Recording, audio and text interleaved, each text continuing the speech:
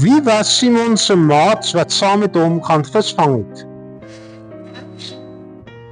Ons is hier by CVO Wesrand, hier in Kreersdorp, waar die derde en finale ronde van die BCVO Bybelkennis aangebied word. En hier by my is Juffrou Annetjie van der Merwe. Sy is die skoolhoof van CVO Wesrand. Juffrou Annetjie, is ons 'n voorreg om juffrou hier te hê. As ek mag vra, hoe lank is juffrou al in die onderwys? En hoe lank is juffrou al betrokke by CVO Wesrand? Ek het so 30 plus jare ondervinding in die onderwys en dan is ek, dis my 3de jaar by CVO Skool Wesrand. En hoe ervaar jy juffrou die CVO skool in vergelyking met staatsonderwys waar juffrou kleur was? Die kultuur word so goed uitgeleef hierso. Ons kinders het dissipline, die kind kry individuele aandag. Ons kan maklik sien as 'n kind 'n probleem het.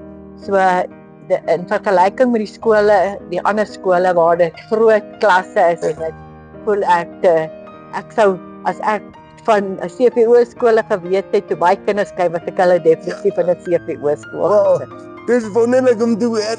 Sê my, hoe oud is CVO Wesrand die jaar?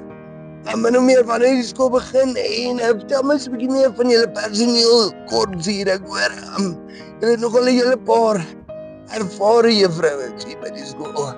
Ons was laas jaar 30 jaar oud, so hierdie jaar word ons 31 jaar oud.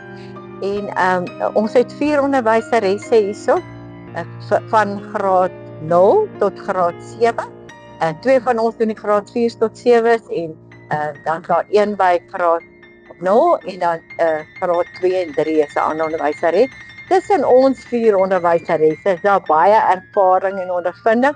So tussen ons het ons meer as 100 jaar ondervinding. Hoor jy dan 'n laaste vraag? Hierdie is nou 'n nasionale BCVO byeenkoms.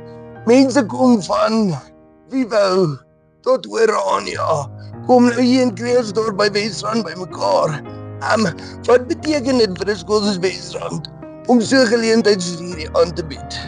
Dit is vir ons 'n groot eer om dit hier by ons aan te bied. Ons voel dit is vir ons blootstelling. En buite die blootstelling wat ons kry, dit is 'n wonderlike geleentheid vir die kultuur, want die Bybelkennis is maar die belangrikste kultuur van die CVO skole. Ons het juffrou Annie baie dankie vir juffrou se tyd.